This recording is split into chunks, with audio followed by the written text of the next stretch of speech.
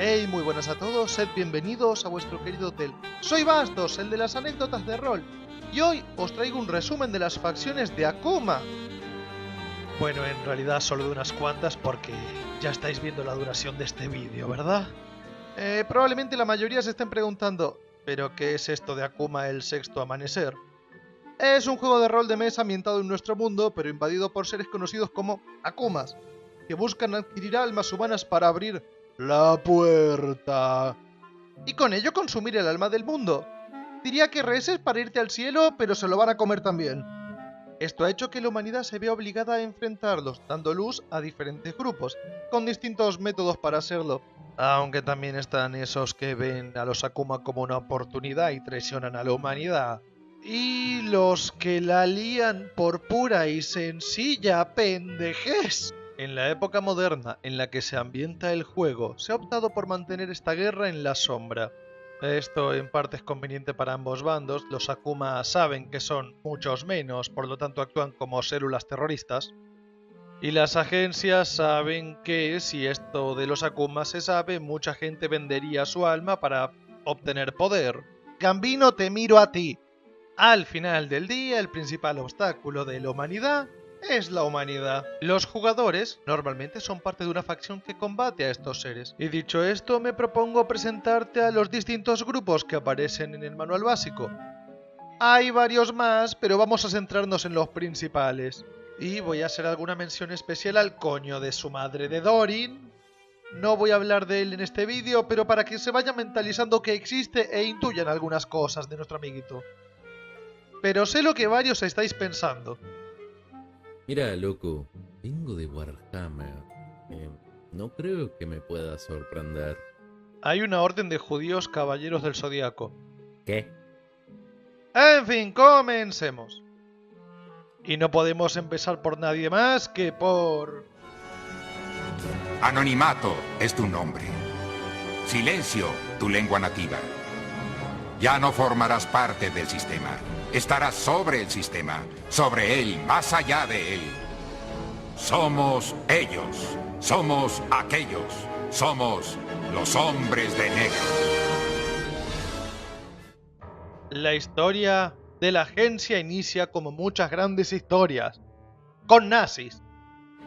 Los Akuma pusieron en marcha un plan destinado a abrir la puerta. ¿Qué es eso? Lo comentaremos cuando toque hablar de las legiones del infierno. Por ahora visualízala como un enorme cartel de GG Easy. Game over, bro. El plan incluía el sacrificio masivo de prisioneros en campos de concentración. Sí, esto escaló muy rápido.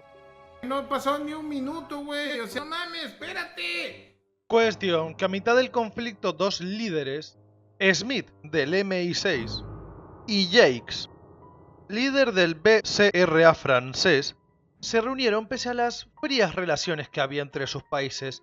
Y es que ambos tenían reportes raros de fuerzas sobrenaturales actuando en el bando alemán. Bien, los Akuma, nuestros queridos demonios de la perdición, decidieron que esto no era tolerable, por lo que planearon un ataque para sabotear a sus oponentes. El problema que tuvieron es que la orden de exorcistas, ya os hablaré de ellos después, se enteró de esto. Y la reunión fue tal que así, visualizad esto. Imagínate que eres uno de estos tipos o su guardaespaldas. Llegas al lugar de la reunión, comienzan a hablar y de repente el intérprete y dos guardias, uno de cada lado, se convierten en una aberración que desafía toda lógica, razón y coherencia. Uno de los guardaespaldas intenta tomar su arma, pero antes de poder reaccionar le arrancan el brazo y la cabeza. Otra de las criaturas se abalanza sobre el grupo de guardaespaldas francés y mata a 4. Pasa un segundo. Entonces, un conserje y el becario proceden a darse de palos con estas criaturas arrojando extraños papeles que parecen debilitarlas y hacerlas arder. Junto a otros 5 que salen de la ventilación del techo y uno del aspersor de incendios. Te giras al conserje, le preguntas ¿desde cuándo haces esto? Y el conserje te mira y te responde: bueno, hoy es martes, así que desde siempre. Te tomaste el café hace 1 hora. Te despertaste hace 2. Feliz mañana, por cierto. Bueno, digamos que a estos dos jefes del servicio de inteligencia y a los guardaespaldas que no quedaron catatónicos, digamos que después de ese encuentro la idea de una orden de exorcistas que lucha contra un plan maquiavélico de unos demonios y la necesidad de que te unas a ellos rápidamente empieza a sonar muy lógica y razonable. Así, Smith y Jakes fundarían lo que se conocería en un futuro como la Agencia. Lo mantuvieron en secreto principalmente porque tener que darle explicaciones a media Europa de esto que te estoy pidiendo es para pintarrajear unos símbolos arcanos místicos en un castillo perdido en mitad de Europa del Este para cerrar un portal al infierno. 7 millones en presupuesto requiero para esto y un poquito de uranio. ¿Me da uranio? Además, imagínense la cantidad de burocracia que tendrías que contestar a cada país. ¡Ay, por Dios! Cada vez que les preguntaras a cualquier director de la agencia, sea de esta época o posteriores, ¿qué opinan de saltarse a la torera todas las leyes internacionales para entrar de un país a otro? Pues ellos te dirían: Así que me parece que lo que tratas de decir es gracias. Gracias. De nada. Y así se unieron a los exorcistas. Y con eso seguían perdiendo. Aún con la ayuda de los exorcistas, la Inquisición, la cantidad de fuerzas sobrenaturales en el bando del Eje era simplemente superior. Hasta un día.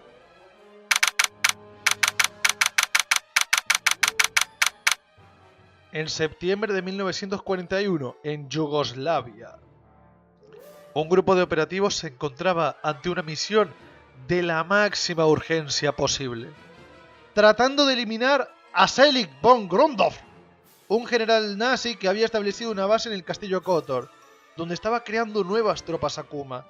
La incursión fue un desastre. El ocultista alemán logró abrir un pequeño pórtico antes de que los agentes lo evitasen. Los demonios entraron a nuestro mundo por la abertura y poseyeron a buena parte de los comandos. Sin embargo, esta calamidad se convirtió en una bendición. El entrenamiento de los Onmyojin, estos exorcistas que mencionamos antes, permitió a los soldados controlarse mientras completaban su cometido, siendo después aislados y sus demonios sellados. Así, la agencia formó accidentalmente su primer operativo de clase S, individuos con poderes sobrenaturales. Es posible que luego un tal Dorin les revelara un par de métodos, pero luego hablamos de Dorin. Pero no en este vídeo, Dorin, la puta que te parió. Yo solo sé decir de nada. Viendo esto, descubrieron una interesante estrategia: obligar a sus enemigos a abrir los pórticos rápidamente para intentar eliminar a los asaltantes, repitiendo el proceso. Básicamente, abrumaban a los oponentes para obligarlos a abrir los portales para que sus soldados fueran poseídos para sumar humanos con demonios contenidos dentro. Esto es tan jodido y tan arriesgado como suena, porque por más que el demonio esté contenido, puede seguir liberándose. Y sí, un humano con un demonio dentro es perfectamente jugable. La cosa avanzaba moderadamente bien, así que obviamente alguien tiene que manquearla. La escisión norteamericana de la agencia trabaja principalmente con Europa, decide, medio engañada, medio a propósito, bombardear Japón.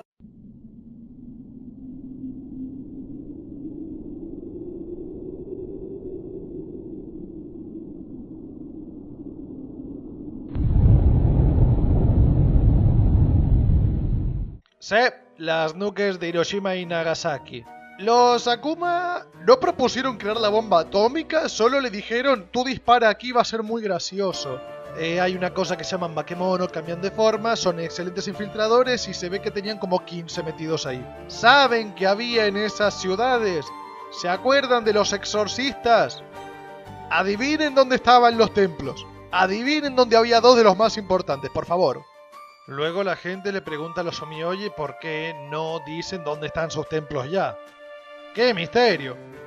La agencia, además de usar fuerzas demoníacas, también empezó a copiar algunos de los experimentos de Thule, concretamente el proyecto Arian, que quería crear superhombres con poderes psiónicos con base en ADN atlante encontrado en el Himalaya. Luego os hablo de estos y por qué salió mal, pero lo que tenéis que saber es que estos hombres eran criados y creados en laboratorios como niños soldados, como herramientas, protegiendo constantemente una sociedad de la que se les prohibía activamente formar parte. No puede salir mal de ninguna manera. Estos tipos no se van a rebelar jamás. No. Su trabajo es obedecer. No va a rebelarse. Su deber es obedecer, ¿no? ¡Eso pensaban de los negros! Los Esper durante un tiempo se usaban más que los agentes Akuma al ser mucho menos riesgosos, por eso de no tener un demonio dentro ansioso de consumir almas. Hasta que algo salió predeciblemente mal. Voy a hablar un poquito de cómo se organiza la agencia porque es la facción en la que más se centra en el manual y es en la que más probable es que acabes jugando si eres jugador o que acabes dirigiendo si eres director.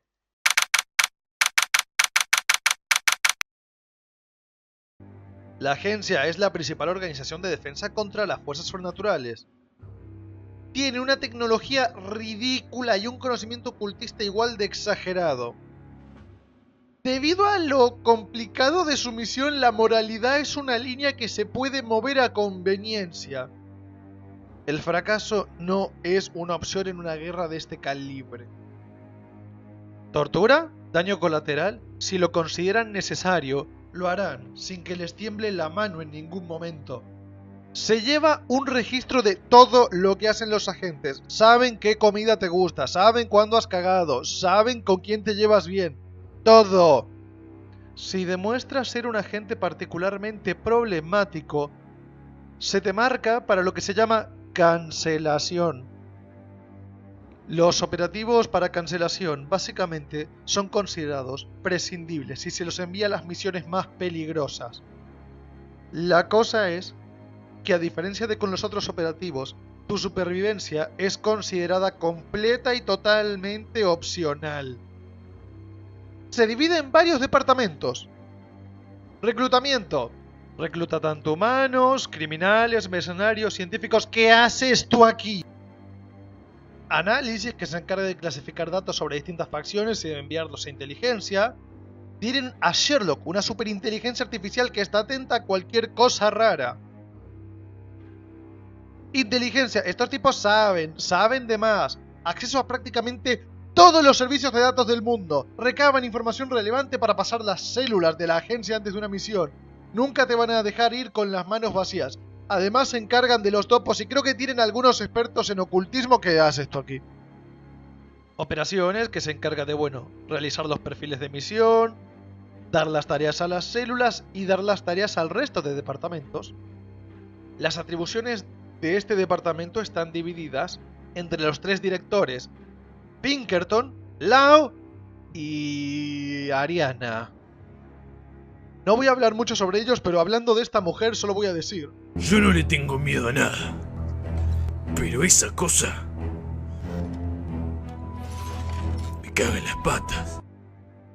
Luego tenemos logística y armamento, que le dan a los agentes todo lo que necesiten. Si no tienen el arma que quieres, la fabrican. Han diseñado armas hechas expresamente para seres con fuerza sobrehumana. Mira, cuando tu revólver de doble cañón parece más un fusil corto y se llama Mjolnir, digamos que es una declaración de intenciones. Es muy gracioso, sobre todo cuando un imbécil intenta quitárselo a Lonnie y dispararlo. Nos reímos cada vez que el retroceso mata destrozándole las costillas al imbécil. It's perfection, Walter. I'm pleased that you're pleased, sir. Creo que no hace falta que les diga que estos tipos saben qué arma te gusta antes de que entres en la agencia. Luego tienes comunicaciones, que autoexplicativo. Se encarga sobre todo de que haya diálogo entre las células y la sede. Y luego está detención, que se encarga del control, interrogatorio, tortura, sea física o psicológica. A veces Akiro desciende aquí para darle una paliza a un brujo por intentar crear una criatura llamada recolector de hueso. Le triggería una reacción de lucha-huida que nadie pudo explicar. Y luego, está limpieza, que se encarga de arreglar los desaguisados de los agentes. Dejen de dejar tirados cadáveres de criaturas lovecraftianas por ahí, por favor. Luego hay que borrar memorias y eso es un desastre. En serio, chicos, no hay fregona que dé. No se limpia lo suficientemente rápido eso. La agencia se divide en 3 tipos de agentes. H de Hero, que básicamente son los que no tienen poderes, pero combaten contra criaturas sobrenaturales. Va de 1 a 5. El número 5 es John Wick, ¿vale? El rango 5 son el maldito John Wick.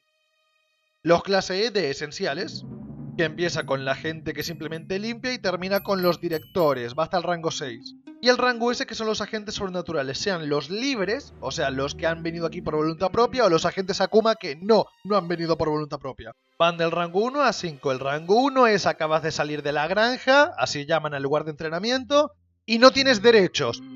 En el 2 puedes llegar a tener una casa, pero te van a venir a chequear cada... no sabes cada cuánto, así que mucha suerte y esperemos que no encuentren nada que no se apruebe. ¡Se me cuida! Y el rango 5, por ejemplo, está el ejecutor de los directores. Es el tipo que manda si se encuentra algo que no se aprueba. Me encantaría poderos hablar de... Esperen un segundo, ¿me llaman? Ajá. Ah, espera, ¿puedo hablar de él? ¡Uf! Pues venga, vamos.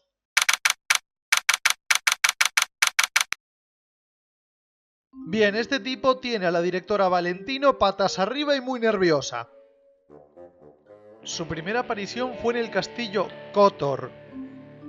La realidad es que los comandos habían quedado completamente inoperativos al ser poseídos por los Akuma. Y los exorcistas, si bien hacían lo que podían, no hacen milagros, no del calibre que requería la situación. Y de golpe y sin contexto, llega este tipo y empieza a bajarse las formas espirituales de los Akuma y cierra el portal. Con una facilidad surrealista. Entonces, mira a todos y les dice: bienvenidos al club, muchachos, dadle fuerte a esos mamones y usad sus poderes contra ellos. Y se va. Lo que tiene a la directora muy nerviosa es que hay registros de este tipo apareciendo en otras ocasiones y no siempre comparte la misma apariencia, salvo en 3 ocasiones en las que apareció con la cara que os mostré. Ni siquiera comparten el sexo, así que no se sabe si son el mismo tipo o una organización, porque ha mostrado tanto capacidades Esper como Akuma. Obviamente uno tiene sus teorías, pero ni la agencia con sus casi ilimitados recursos ha logrado localizar este tipo. Y en todas sus apariciones ha dejado una tarjeta, un extraño Joker en blanco y negro. Creo que solo es su manera de hacer una broma. Pero bueno, la directora Valentino está obsesionada con por lo menos descubrir quién corno es ese tipo.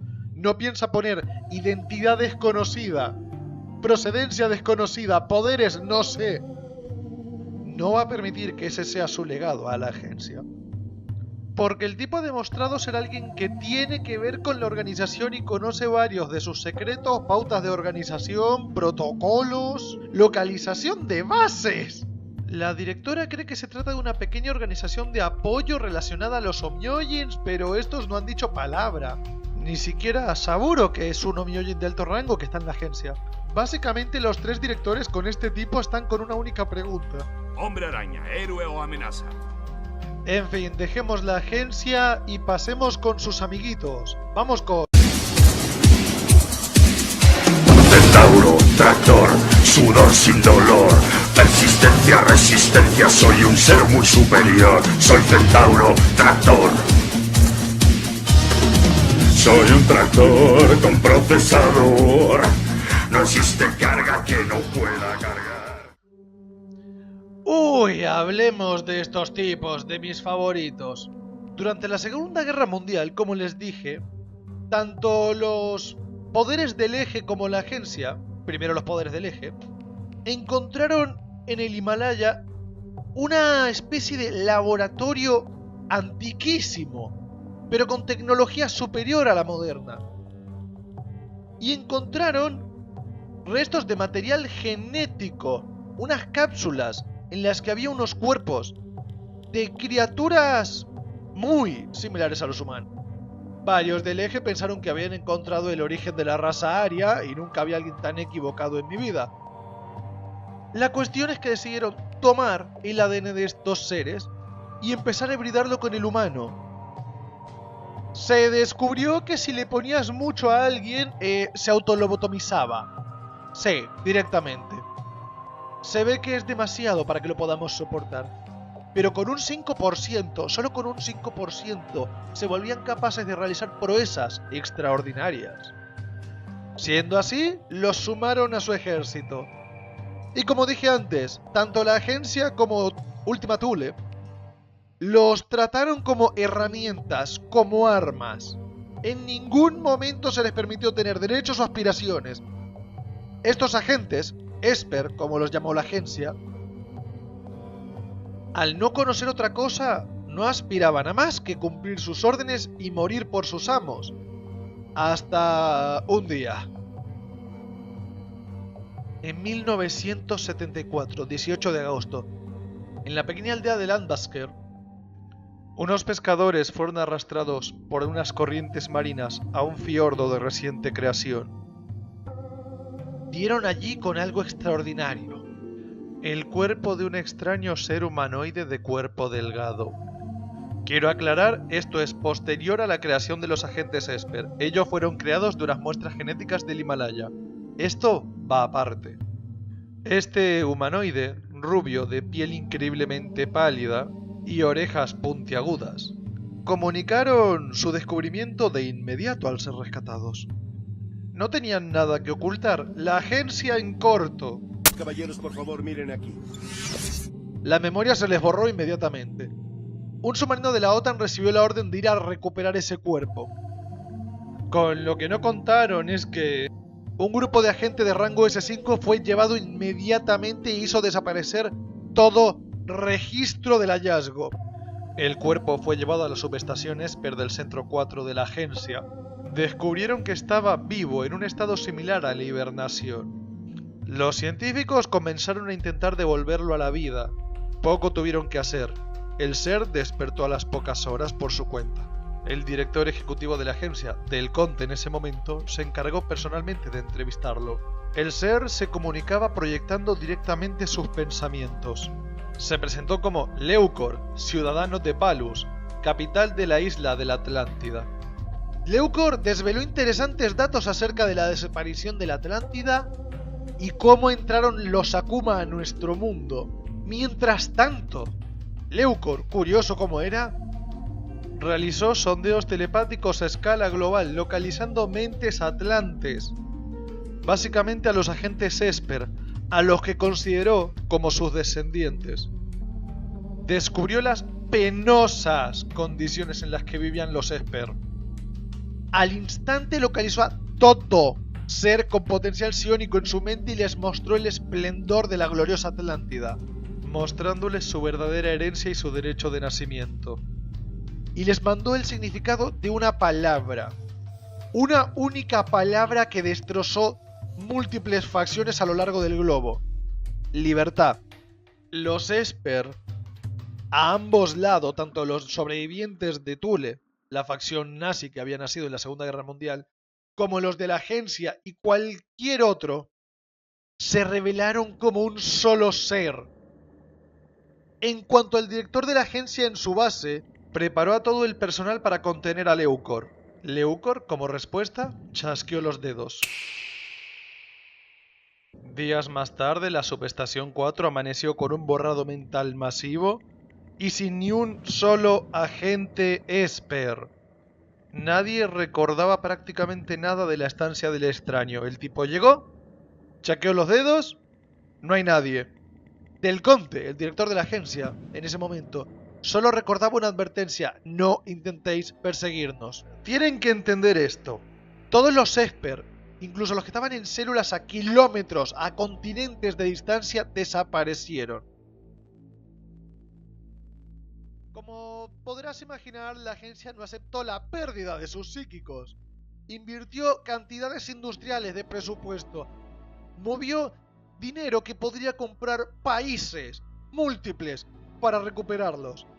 Y no estaba funcionando. Lo que hizo fue declarar una guerra sin cuartel. Guerra que solo detuvieron porque los Akuma estaban ganando terreno con la tontería del conflicto interno.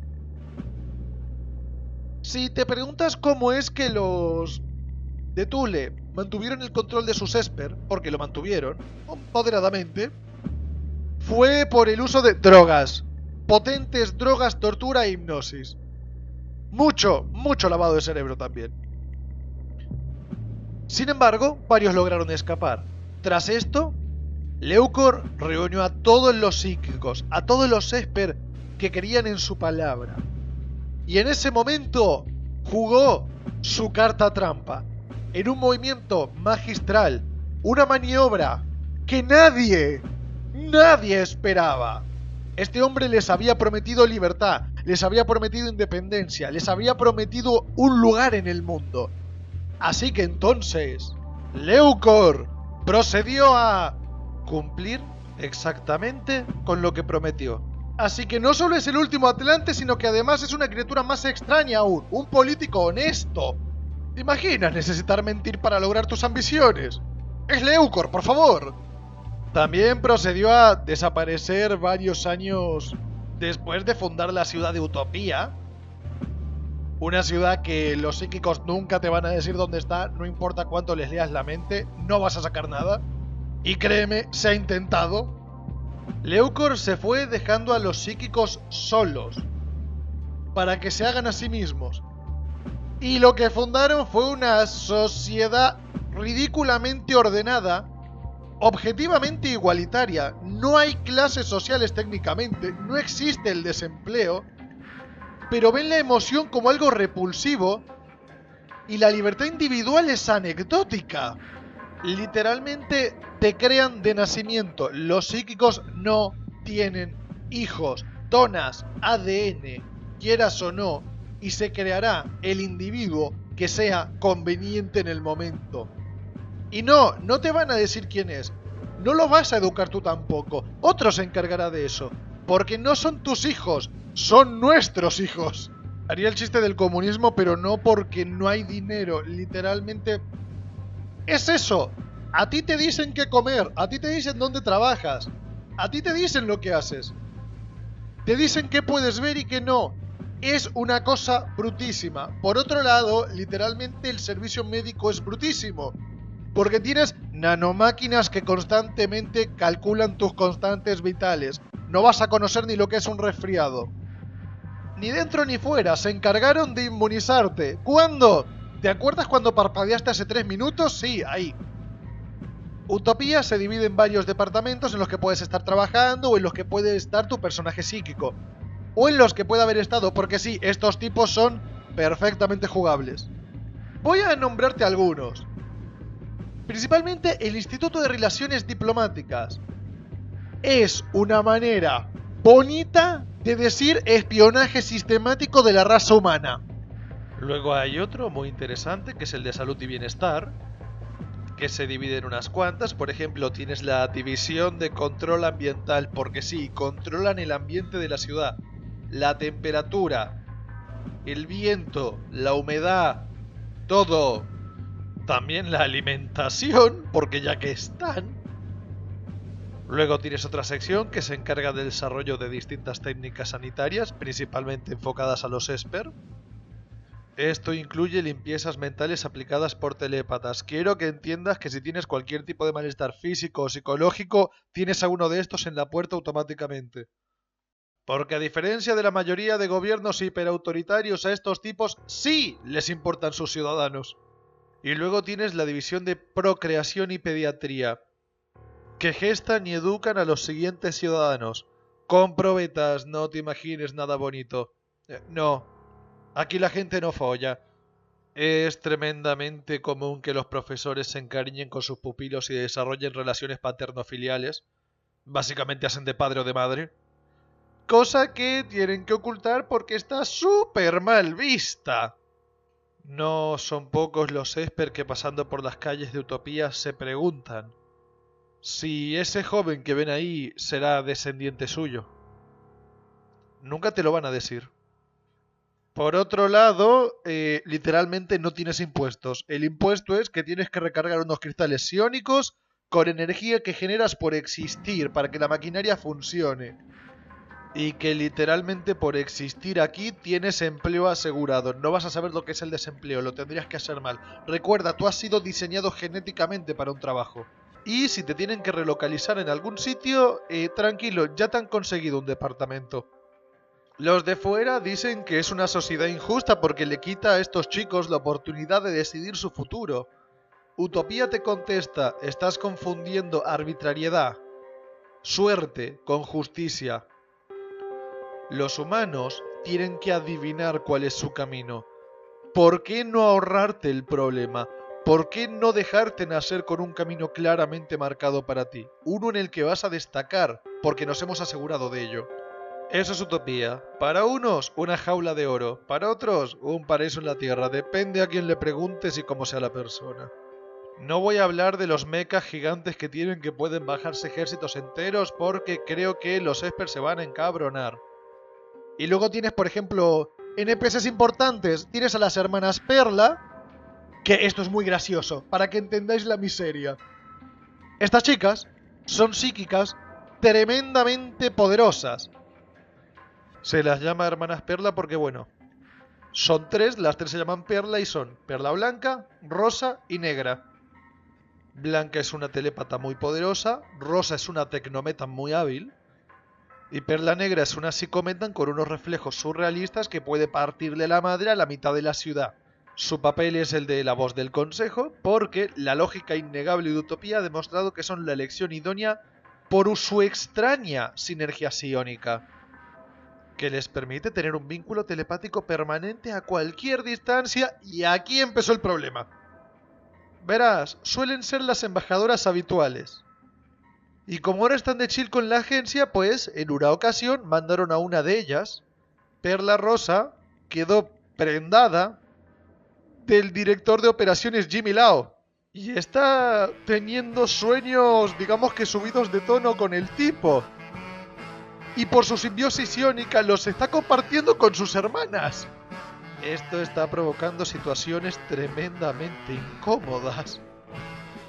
Y están tratando de ocultarlo lo mejor posible porque si el consejo se entera de esto, porque su desempeño baja, va a meter mano. Y nadie quiere eso. Las otras dos quieren mucho a su hermana, aunque no lo van a admitir porque utopía. Pero bueno, dejemos a las hermanas descubrir su sexualidad por accidente en paz. Ahora pasemos con otra de las grandes facciones que se enfrentan a los Akumas. Pasemos con los únicos, con los...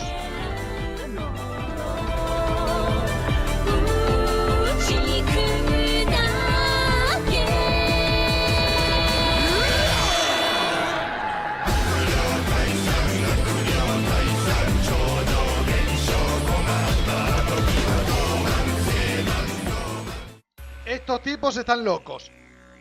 Y con ganas. Bien, ¿qué son los Omioyen? ¿Ok? Son los discípulos de un tal Shaol, que había venido al este para combatir con los Ayakashi, fantasmas. Con algunos espectros se puede llegar a dialogar, el problema es que la mayoría se ponen nerviosos muy rápido. Estos seguidores combatieron tanto fantasmas como demonios sin descanso, tratando de mantener cierto control sobre las civilizaciones que aparecían. No como dominio, sino para asegurarse de que no tenían Akumas infiltrados. Sí, los Omioyen llevan con nosotros desde los albores de la civilización. Sin embargo, el primer nombre por el que serían conocidos, por lo menos a gran escala, es Shaolin. Fueron ellos los que evitaron que los Akuma construyeran la llamada Torre de Babel. Desgraciadamente, durante el conflicto, uno de los seguidores de Shaol más poderosos, Amesh, fue poseído por un Akuma.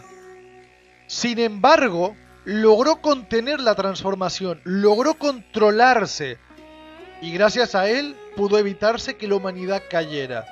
Fue él quien derribó la torre. Amesh se fue hacia el Tíbet en busca de la iluminación de Shaol, y desapareció del registro de la Orden. Luego retomaremos a este tipo. Pero, en el siglo VIII, en China, surge la llamada Secta del Loto Rojo. Y a partir de aquí todo les empezó a salir mal. No importaba cuánto intentaran los Shaolin derrotar o purgar a los Akumas de la sociedad china, siempre había más y siempre devolvían el golpe 20 veces más fuerte. De hecho, su enemigo no solo no estaba perdiendo miembros, a pesar de que caían varios por día, sino que los estaba ganando, cada vez eran más, cada vez se expandían más y cada vez tenían más influencia. No importaba lo que intentaran, simple y llanamente el enemigo era superior. Y entonces... la emperatriz Yang Kuei-fei, una de las 10 reyes demonio llama, la líder de la secta, descubrió el refugio del Tíbet, el único bastión de los Shaolin que había sobrevivido. Dicen que la risa de la diablesa pudo escucharse por toda China. Obviamente se apresuró y reunió un ejército y partió para destrozarlos a todos. Llamar a aquello batalla es incorrecto, fue más una ejecución sumaria. Y encima apareció alguien que llevaba siglos desaparecido. Amesh, este hombre que estaba poseído por un demonio. ¿Recuerdan? De los mayores expertos en Kidou, la magia que fluye con el alma del mundo. Volvió en el peor momento de la orden aún poseído. La emperatriz se acercó a él y le tendió la mano. Para ese punto ya estaría poseído y tendría un poderosísimo aliado, un nuevo siervo. Notaba la energía demoníaca crepitar en el interior de aquel hombre. Amesh sonrió y le tendió la mano. La emperatriz estaba por cosechar los frutos que otro de sus hermanos había sembrado hacía tanto. Le tendió la mano y le preguntó: ¿qué tienes que decir tras tanto tiempo, hermano? Amesh simplemente sonrió, tomó su mano y dijo: Cagaste. Procedió a darle una paliza brutal a la Akuma y a lanzar tantos hechizos que era ridículo.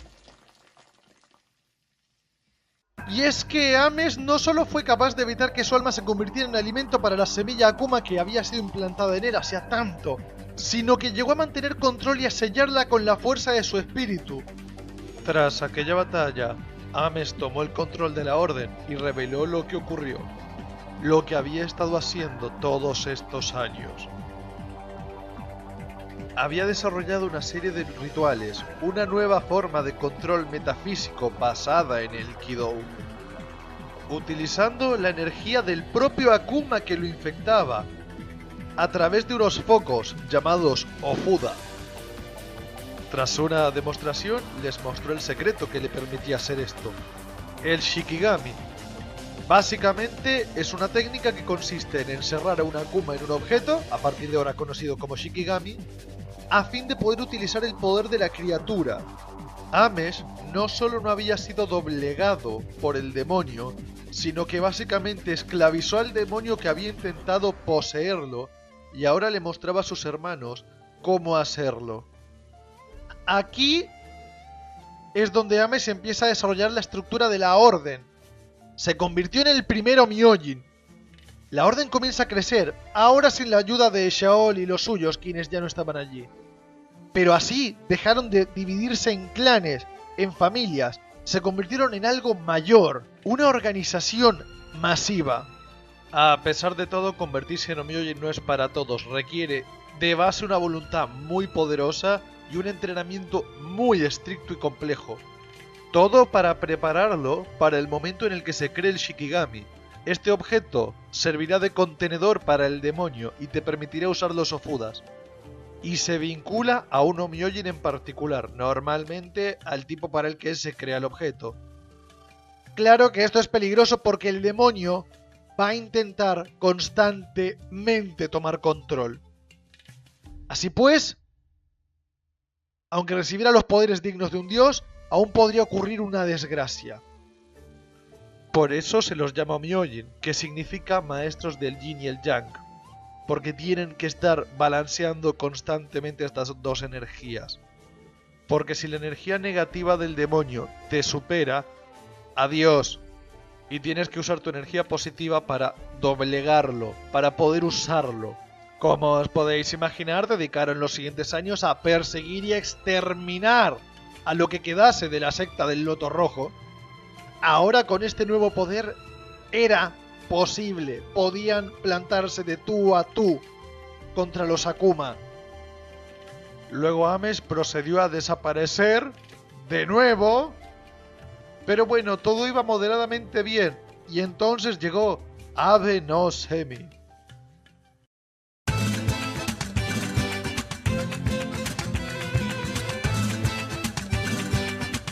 una vez los Umyoyin tuvieron suerte. O por lo menos pudieron lograr un avance sin que les lluevan desgracias. A veces pasa. Espero que lo disfruten porque va a ser la última vez. Pero para que entendáis, básicamente aparece este joven salido de la nada. Destrozaba Akumas y purificaba a Yakasis con una facilidad ridícula. Llamó tanto la atención que los sabios de la orden se le presentaron para preguntarle ¿quién o qué eres? Y el muchacho explicó. Había sido criado por su madre, una sacerdotisa de Inari, el kami de la madera, y un sacerdote vagabundo llamado Abe no Yasuna. Desde que era un niño lo habían entrenado en el Onimodo. Eran tan natural para él estas artes como respirar. Cuando le preguntaron por sus intenciones, simplemente sonrió y les dijo: ¿queréis que defina qué soy y lo que pienso hacer? ¡Qué problemático! Creí que estaba tan claro como el agua. Soy un Omyoyin. Si sois tan sabios como vanidosos, sabréis lo que significa eso. Ninguno de los sabios supo muy bien cómo responder a la verdad. Y con esas palabras, este muchacho comenzó a trabajar estrechamente con la orden, cimentando y mejorando la estructura. Inventó artefactos, hechizos. Era una situación extraña. Imagínate esto. Eres un sabio, sabes muchísimo del Kido y la realidad metafísica del mundo. Son las 3 de la mañana. Y escuchas como alguien se ha metido a tu templo y al ir a buscar, ves a este enano que te dice: te mejoré la seguridad. Postdata, buenas noches. Observas confundido. Sientes la realidad a tu alrededor, el alma del mundo.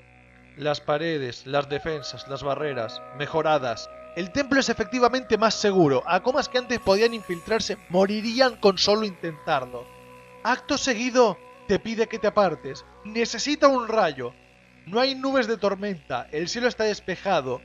Y aún así, un rayo cae en su mano, que ha alzado al cielo y te la atiende. Hay un anillo en ella y te dice: para usted, gran sabio. Eres experto en los dones de Byakko, el kami del aire y la tormenta. No tienes ni puta idea de qué acaba de pasar. Buscas sarcasmo, burla en sus palabras. No lo encuentras. La mano del muchacho no tiene un dedo levantado como insulto, solo un regalo genuino. Su voz no carga burla, solo un cumplido honesto. El chico te mira y se va. ¡Y se va! Entonces entiendes. Algo hace clic en tu cabeza. Y como poseído por la voluntad divina y potenciado por el poder del anillo que te han regalado, comienzas a escribir. Comienzas a entender y a hacer entender al resto. Nacen nuevos hechizos. Alabado sea Abe no Seimi. A los 84 años, este tipo, aún viéndose como un joven, se fue. Simple y llanamente, se fue. Algunos afirman haberlo visto luchando con fuerzas malignas, hablando con el ser conocido como Pedro el de los churros, pero nunca volvió a los 5 templos.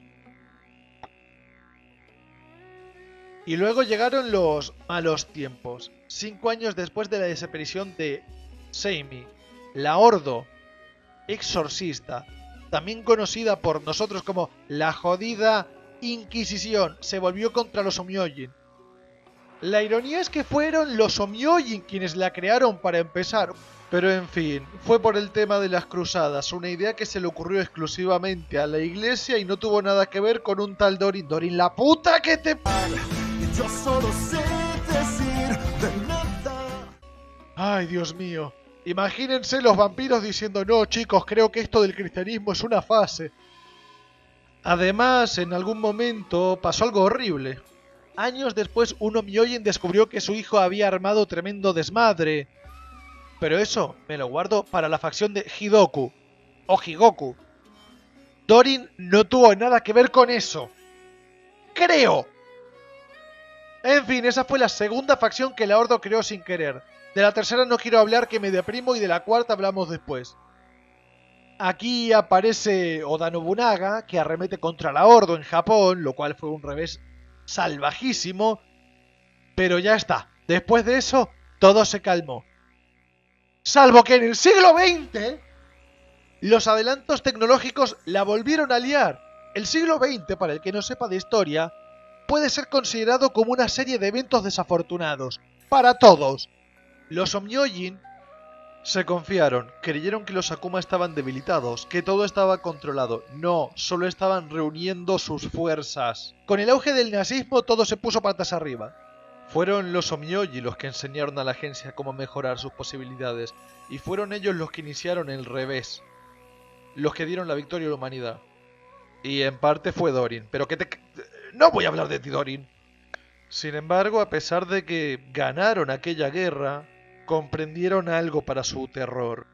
El avance de la tecnología les demostró algo a los exorcistas. Se habían estancado. El bombardeo de Hiroshima y Nagasaki, dos ciudades en las que tenían templos tremendamente importantes, fue el toque de atención que necesitaban. Los Akumas, usando los avances humanos para su beneficio, adaptando la tecnología a sus extraños poderes, fueron la confirmación innegable. La humanidad traicionándose a sí misma fue sencillamente un trauma imborrable.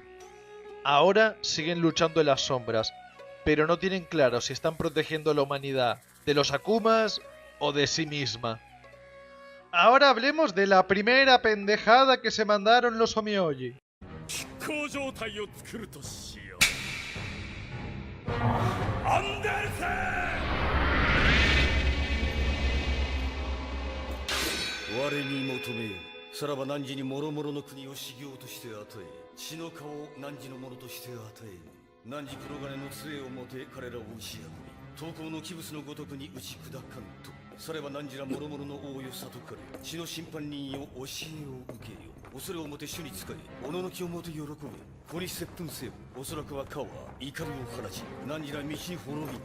Uno de los mayores aciertos y de los mayores errores de los Omyoji. Uno que Dorin supo utilizar. Dorin, me caes bien, pero es que te buscas que te insulten, viejo.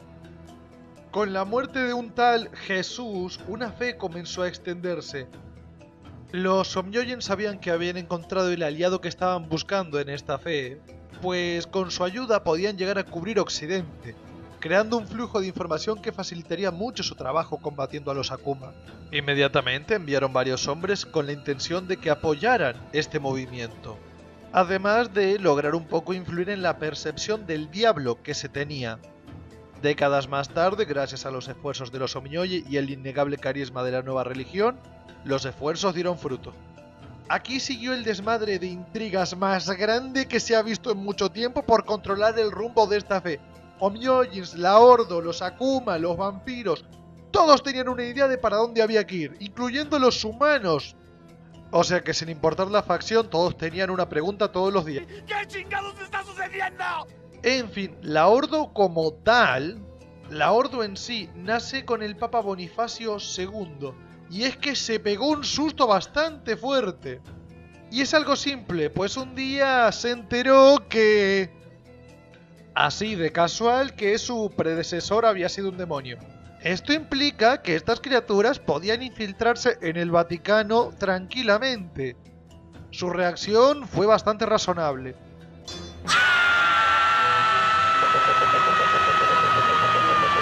Es posible que esto le hiciera considerar las palabras de aquellos orientales que le decían: man, déjanos entrenar a tu gente. Los inquisidores, entrenados por los Omyojin, se convirtieron en un martillo contra los demonios y sus seguidores. Es posible que los Omyojin a veces les cuestionaran, que se pasaban un poco con sus métodos. Los inquisidores por alguna razón solo les pasaron un espejo como respuesta. La Inquisición comenzó a incorporar humanos infectados por Akuma en sus filas, a los que la Ordo enseñaba a controlarse y a servir mejor a su causa. La agencia agradece hasta el día de hoy que fueran ellos quienes testearan estas cosas. Un hombre inteligente aprende de sus errores, uno sabio aprende de los demás. ¿Qué pasa? En el siglo XII, una serie de herejías hacen que la Ordo Exorcista se ponga a castigar herejes. Nótese, estos no tenían relación alguna con los Akuma. No fueron errores de «Uy, estaba convencido de que eras un brujo y en mi deseo de proteger a la gente maté a un inocente». No. Esto eran personas con opiniones distintas a la de la Santa Sede. Civiles a los que atacaron intencionadamente. Entre esto y las cruzadas provocadas por la ansia expansionista de la iglesia y por Dorin al fondo y un pana suyo, hacen que los Somyoyin se retiren y quedan con la Ordo en muy malos términos. Y luego, ya con que se armara la Inquisición, la que conocemos nosotros, sino la Ordo Exorcista, que es esta organización, y el desmadre con la extrema politización de la Iglesia, digamos que fue caldo de cultivo para que se infiltren los Akumas, y no fue para nada bonito. Y es que los Akuma se habían hecho con el colegio cardenalicio, lo que les dio un control ridículo sobre la Iglesia. Toda la Ordo Exorcista a su servicio. Estaban solos. Los Omiyoji los habían abandonado. Y nadie veía nada que hacer, la verdad. Nuevamente, como ya se dijo, el principal problema de la humanidad es la humanidad. Aquí apareció... Redención se hallaré por la fe, por mi Dios, por su reino, por la cruz, por el cáliz, por vos. Hubo 12 que no se rindieron, 12 que tomaron las armas, a los que podrías considerar santos. Estos, en un brutal exterminio, masacraron a los cardenales tras el complot. Tenían unas extrañas armas creadas por los monjes Kajiya, de los que no voy a extenderme ahora porque los voy a explicar más adelante. Pero piensa en turboherreros que manipulan una cosa llamada metal de almas. Este conflicto desembocó en un escalado de violencia sin precedentes en el que murió más gente de la que se está dispuesta a contar. También murieron una ridícula cantidad de demonios, ayakase y seres sobrenaturales que solo pasaban por ahí. Sin embargo, a pesar de todas las ventajas que tenían, estaban bastante complicados, estaban en inferioridad numérica por muchísimo. Eran 12 tipos contra todo un ejército de Akumas. A pesar de todas las desventajas, al final se alzaron victoriosos. Gracias tanto a ser poderosos como a tácticas y estratagemas políticas muy bien calculadas. Solo 7 de ellos quedaron en pie, pero purgaron la Ordo y a los cardenales, incluyendo un poderoso Asura, los demonios más poderosos que hay, conocido como el Cardenal Negro, cuya identidad fue borrada de todos los registros. Thorin, la puta que te parió, sé por qué hiciste lo del cardenal, pero la madre que te parió. Se dice gracias, maldita cerda malagradecida. Cuestión, que la Ordo Exorcista fue reconstruida y la Inquisición reconvertida, recortando sus poderes. Como medida de seguridad se creó un círculo interno dentro de la Orden, que sería el encargado de velar por la integridad de los principios de la misma. Formado por los dos exorcistas de mayor poder y valía. El nombre de este grupo sería Pugnun Invictus. Ya durante la Segunda Guerra Mundial, la Ordo se encontró en graves problemas debido a la aparición de una gran fuerza Akuma, sufriendo grandes bajas al enfrentarse y frenar el avance de los batallones Akuma de los nazis. La fundación de la agencia hizo que colaborasen de nuevo a regañadientes con los Omyoji y la recientemente nacida organización, hasta lograr la caída de los planes de los Akuma. Cuando el conflicto acabó, se negaron a integrarse en la agencia, retirando sus efectivos de Inglaterra. Además, la aparición de los Esper provocó un conflicto con la agencia, a la que acusaron de usurpar los designios de Dios, y esto provocó que sus relaciones sean muy malas. Eso no les impidió crear Trinitas, que son básicamente Espers Akuma, algo que nadie ha podido replicar. Ciertamente la lengua nativa de todos en este mundo de espionaje es el silencio, pero la segunda es la hipocresía. En fin, los más fanáticos de la Ordo Exorcista atacan a los de la agencia ni bien los ven. Con algunos se puede más o menos llegar a razonar, pero es un poco lotería. Y sus métodos suelen ser un poco cuestionables. No, en serio, viejo, ¿por qué? O sea, tengo que preguntar. Señor Inquisidor, ¿me puede decir usted por qué hizo esta masacre? ¿Qué es? Fantasmas, pesadillas y brujas, ¿dónde están? No encuentro lo que busco, solo hay felicidad. No hay gritos en el aire, solo un coro celestial. Sí, pero hacía falta prender fuego 6 edificios, o sea, ¿qué tienes que...? ¡Es Navidad! Y todo huele a dulce, a golosina y a pastel. Amor, calor, hay a mi alrededor y yo estoy mucho mejor. Que no se note que el demonio que usa este tipo es un Oni, la madre que lo parió. ¿Saben qué? Me cansé de gente en Europa y en Asia que no pueda admitir las cagadas que se mandan. Vamos al otro lado del charco a ver si nos encontramos gente más coherente. Vamos a Norteamérica, ¿les parece?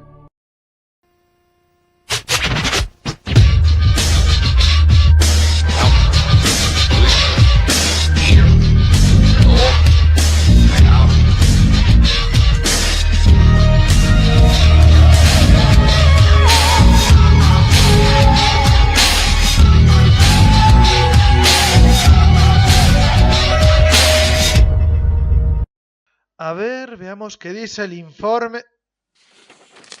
¿Hicieron qué? Alan, qué pendejada hiciste. Ay, hablemos de esta gente. Originalmente una parte de la agencia, tras bombardear los templos de Hiroshima y Nagasaki y causar miles de muertes y pérdidas de conocimiento, en su defensa sin saberlo, se separan de la agencia. Principalmente porque los agentes de Oversight tienen la tendencia a priorizar su país sobre, ya saben, el resto del planeta. Y claro, eso generó desconfianzas bastante fuertes. La gran ironía de esta facción es que pese a pertenecer al país con el ejército más poderoso del mundo en cuanto a lo sobrenatural y su manejo, digamos que lo tienen un poco bastante en el debe. Los agentes especializados que habían combatido durante la guerra en las filas de la agencia fueron inmediatamente trasladados a una nueva localización, donde recibieron nuevas órdenes, siendo integrados en una organización cuyos engranajes estaban ya perfectamente engrasados, Oversight. Aquellos más preparados fueron ascendidos pasando a formar parte del comité, el centro neurálgico de la estructura de mando.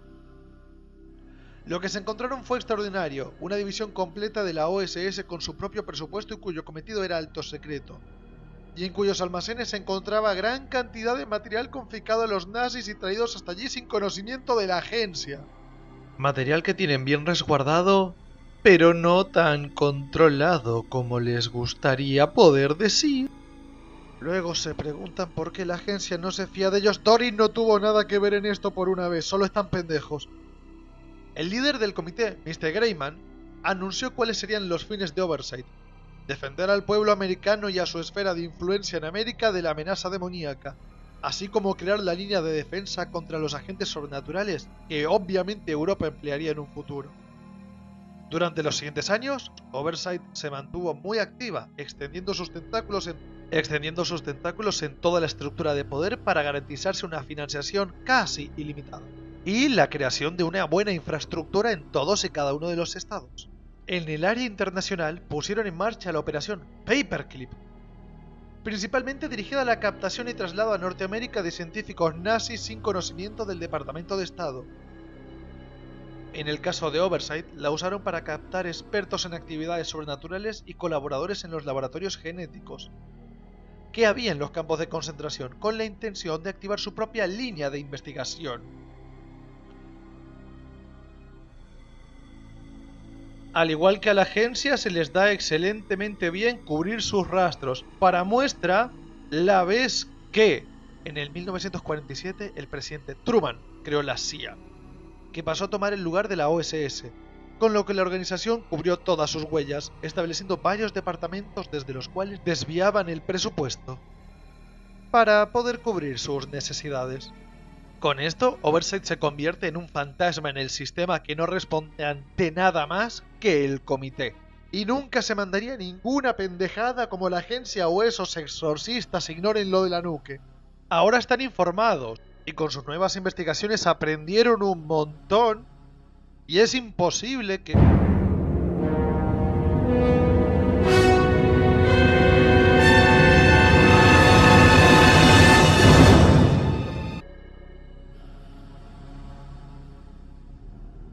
Imagínate esto, estás en una instalación secreta en la que están experimentando con mezclar ADN Akuma y de distintas especies. Me pregunto por qué la agencia nunca hizo esto antes. Seguramente les faltaba visión, debe ser eso. Además, el jefe te dijo que... No he reparado en gastos. Por cierto, la propuesta la dio uno de esos científicos nazis que trajeron, esos que se aliaron con los Akumas. Todo venía bien, aunque bueno, el pasillo 6 sigue sin ser seguro y tuvieron que contener al bicho ahí. De hecho, desde tu escritorio puedes escuchar su risa de tanto en tanto a través de las celdas de contención.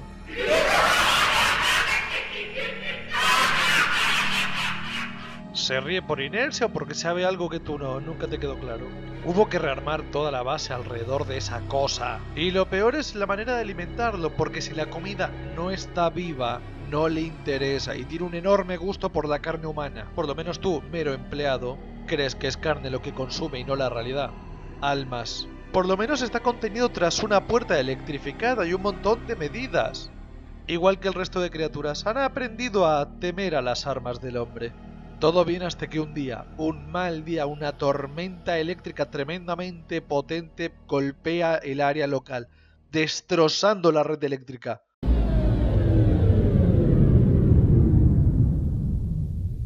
Incluyendo la de la base que está en modo de emergencia. Inocentemente crees que estás bien, no es como si esto te pusiera en peligro, solo se ha apagado el ordenador.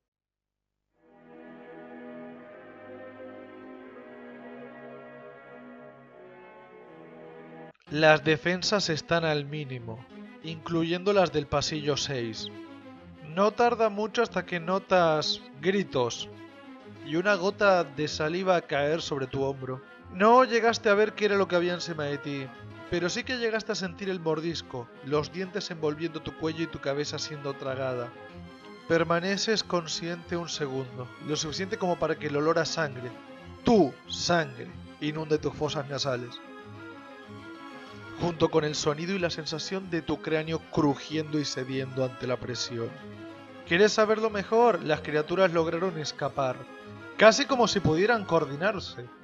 Roswell llama la atención de los sujetos, es un pueblo interesante. ¿Saben qué hay en un pueblo? Gente, mucha. Y podrías llegar a ser inocente y pensar, bueno, pero con las medidas de seguridad activadas seguro que estas cosas sirven. Digamos que descubrieron en esta situación por qué la agencia no hacía estas cosas. Veréis.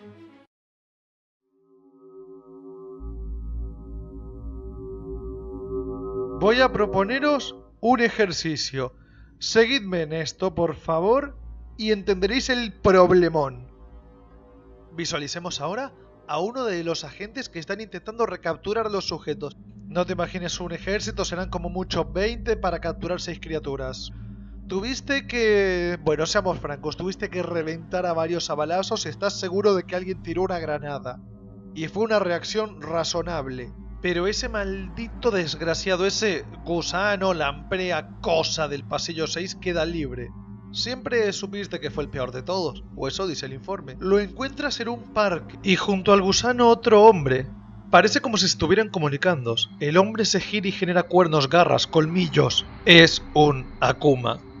Esta cosa, caminando con parsimonia, se gira hacia ti y con una sonrisa te dice: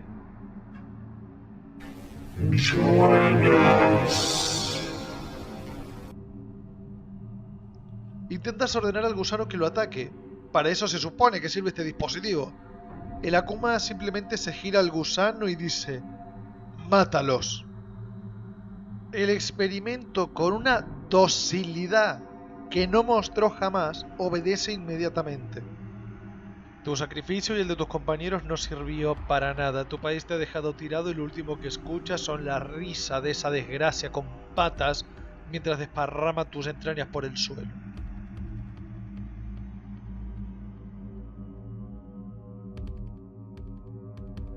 Siguiendo los métodos de la agencia, el reporte oficial, el que le llegó a la familia, decía una cosa muy distinta a la realidad. El imbécil parece que creyó que podía dominar la naturaleza de noche y bueno, un oso no opinó lo mismo. Cualquier respeto que tu familia, sobre todo tu hijo menor, te tuviese ha desaparecido. Antes quería ser como tú, como papá, él creía que eras policía. Ahora solo piensa que su padre era un imbécil, un puto borracho, un arrogante que se merece lo que le pasó por desgracia. La agencia, viendo estos métodos, seguramente estaría orgullosa. Qué buena coartada, ¿verdad? Qué mejor coartada que una que produce asco investigar a los involucrados. Dejando de lado a las almas miserables que fueron literalmente sacrificadas para absolutamente nada, ¿qué ha pasado aquí? Veréis, los Akuma tienen una cosa que se llama la cadena de mando. Este Akuma no era uno particularmente poderoso, aunque bastante respetable, pero el gusano lo reconoció como un superior. De hecho, esta cadena puede afectar incluso personajes jugadores, aunque de un modo relativamente limitado. Por eso la agencia no hacía estas cosas. Bueno, lo que sigue es que se genera Majestic 12 para intentar recuperar los especímenes fugados, o por lo menos eliminarlos. Y, claro, donde ven que la gente empieza a hablar de Alien, recordad, esto es el incidente de Roswell, pues Oversight y Majestic comienzan a financiar sistemáticamente a la gente que dice estas teorías de la conspiración. O sea, básicamente caían con un conspiranoico y lo financiaban para que siguiera compartiendo sus pendejas, digo, importantísimas noticias. Como buenas noticias, aprendieron la lección y redujeron las investigaciones con organismos Akuma. Ah, la siguen haciendo.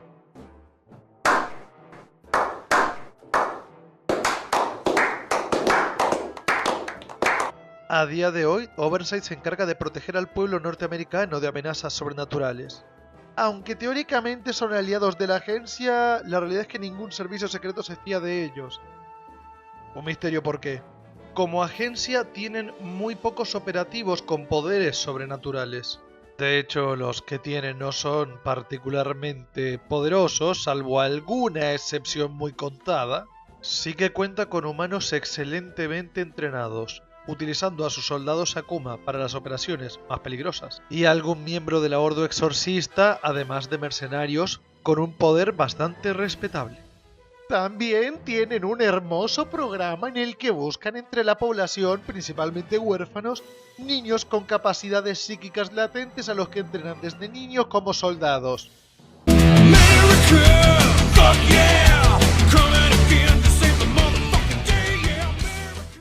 Los agentes no sobrenaturales de esta agencia están increíblemente bien entrenados, eso hay que reconocérselo, y cuentan con una cantidad de equipo surrealista. Y si bien son tremendamente paranoicos, está justificado porque, bueno, tanto la agencia como otras facciones tienen tendencia a meterse en su país y robar toda la información que no esté pegada al piso. Ni hablar de la que tienen armada ahí las legiones del infierno. En cuanto a información, no tienen nada que envidiar a la agencia, por ejemplo. Tienen a la CIA y el FBI trabajando para ellos como informantes sin que lo sepan. Y luego tienen al comité, los individuos que lideran la operación. Se identifican solo con un seudónimo, Mr. Blue, Mr. White, demás. Se reúnen personalmente muy pocas veces, normalmente se comunican por su propia línea de telecomunicaciones. Pero bueno, sigamos con una última facción, hablemos de lo que prometí.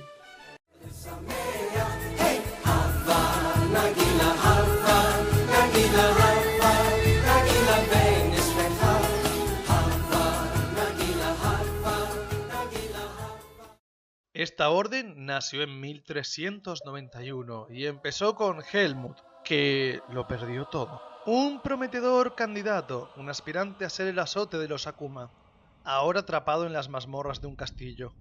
Todo venía bien.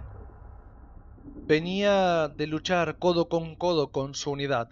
Tácticas perfectas, equipo inmejorable, técnica impecable. Y aún así fracasaron. La aparición de un Ashura, el más poderoso de todos los tipos de Akuma, lo arruinó todo. Poder más que el tuyo, tácticas objetivamente superiores a las tuyas, equipamiento incomprensible para tu mente. Terminó de manera predecible. De su unidad solo quedaba Helmut. Y el Ashura se encargaba de recordárselo todos los días. Lo mantiene vivo para entretenerse, torturándolo. Es probable que estuviera consumiendo pedazos de su alma. Otro objetivo también era que cuando el demonio que Helmut tenía en su interior, pues también era alguien infectado por un Akuma sellado, cuando esta criatura tomase el control, el Ashura lo convertiría en su mano derecha. Sin embargo, Helmut no se rindió a pesar de las torturas. Un ejercicio inútil, dirían muchos. Pero...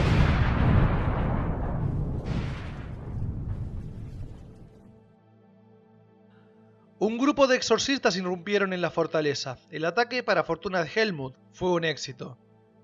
Pero las heridas que tenía, las torturas del demonio, fueron tan brutales que no podían ser sanadas, ni siquiera con la mejor de las alquimias o hechicería.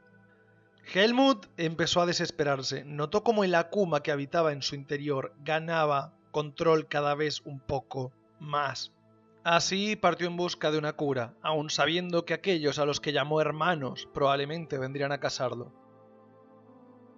No importaba. Si su destino era morir a manos de los suyos, que así fuera. Visitó Egipto, Palestina, Tierra Santa, cualquier lugar, pero no encontraba nada. Ciencia, alquimia o ni siquiera la cábala daban resultado. Como mucho le daban alivios temporales, de días. Llegado a cierto punto, ni siquiera Helmut sabía cómo hacía para mantener su fe en una cura. Pero un día tuvo una visión. El sol del este iluminándolo, rodeando su cuerpo y sanándolo. Helmut tomó esto como una revelación divina e inició un viaje que duró 7 años. Llegó a una tierra que se le hacía extraña, con un idioma y unas costumbres que lo confundían. Comunicándose como buenamente pudo, acabó dando con una aldea, donde un hombre de ojos rasgados, un hombre que sabía mucho más de lo que decía, le dijo: ven conmigo, sé cómo curarte, pero primero debo comprobar si tu fe y tu determinación son tan grandes como dices. Lo llevó a una montaña donde le señaló un agujero del tamaño de la tumba de un niño.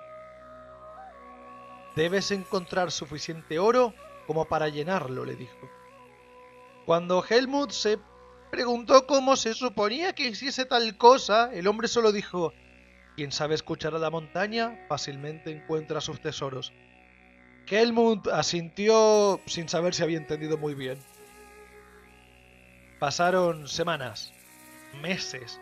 El progreso del exorcista era risible. Helmut se quejó con el hombre. ¿Cómo se supone que escucha la montaña? El hombre solo le dijo: ¿cómo piensas escuchar a la montaña si ni siquiera eres capaz de escuchar a un semejante Helmut?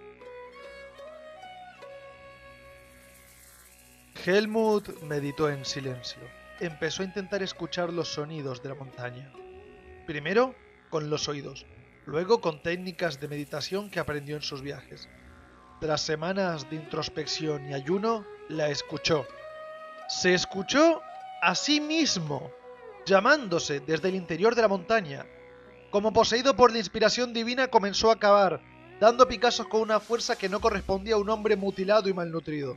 Lo encontró, una enorme cantidad de oro con la que llenar el pozo. Helmut le ofreció el oro a aquel extraño monje que venía una vez al mes para traerle provisión. El monje, al ver esto, le dijo: esto no es oro, es tu piel. Ahora trabajarás para pagar lo que has venido a buscar. Deberás reunir en un mes 9 veces esta cantidad, o volverás a tu tierra sin nada.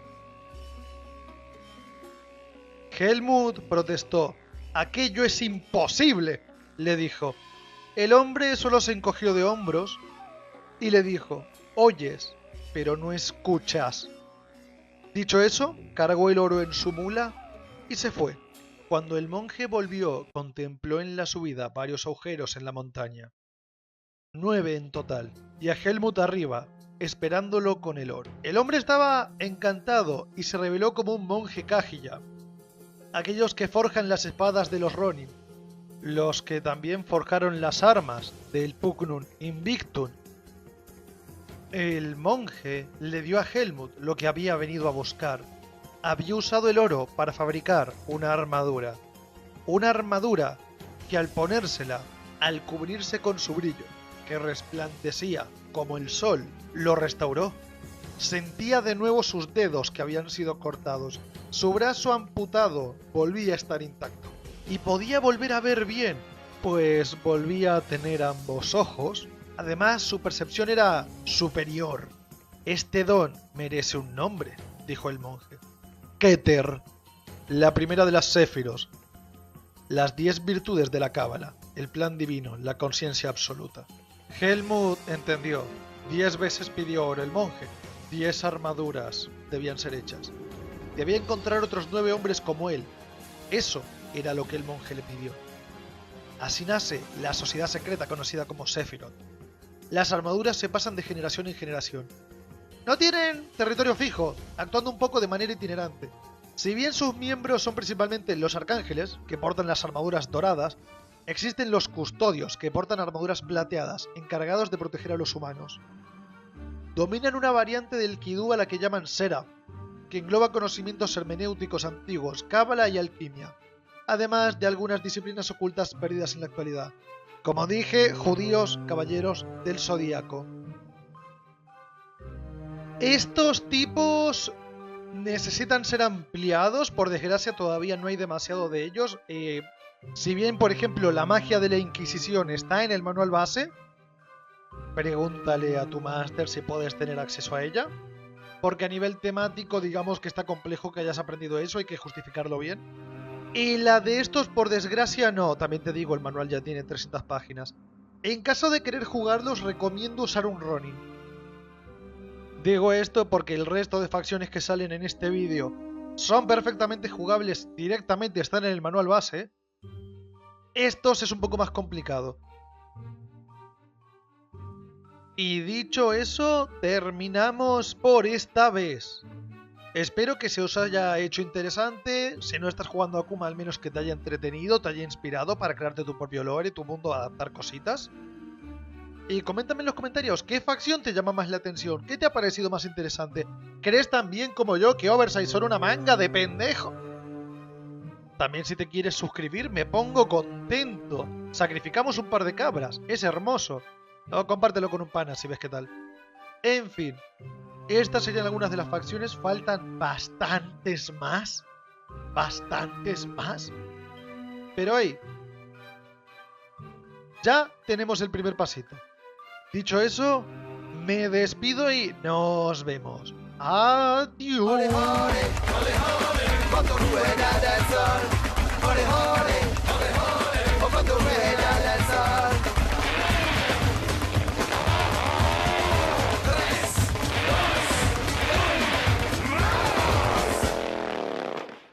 Un poquito de benzina para tu lío, que Juanito el mecano, el papapeta de turbo para que quieres el mejor. El mejor. Un poquito de benzina para tu lío, que Juanito el mecano, el papapeta de turbo para que quieres el mejor. El mejor. Jole, jole, jole, jole, con tu rueda del sol. Jole, jole, jole, jole, o con tu rueda del sol. Jole, jole, jole, jole, con tu rueda del sol. Hore, hore, hore, hore, con tu rueda del sol.